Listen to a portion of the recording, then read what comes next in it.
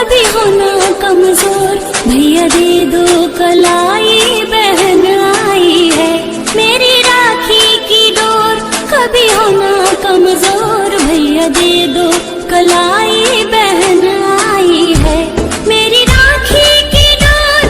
कभी होना कमजोर, भैया दे दो कलाई, बहन आई है भैया दे दो कलाई, बहन आई है।